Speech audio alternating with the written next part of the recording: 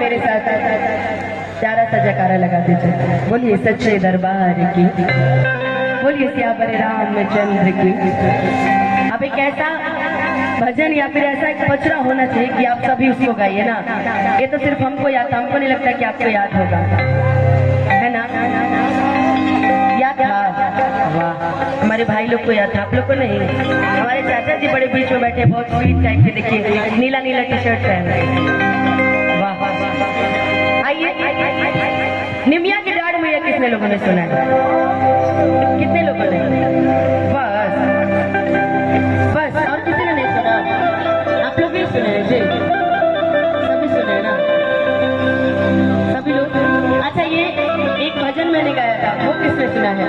कि चूड़ी हरिया रखले रे सबर का, अरे पहिरी के नाच छम छम।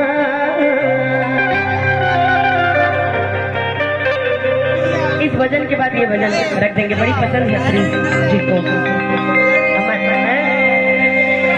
विमलेश्वर बाबा का पसंद है। और भाई हमको आपकी पसंद ज्यादा प्रिय है।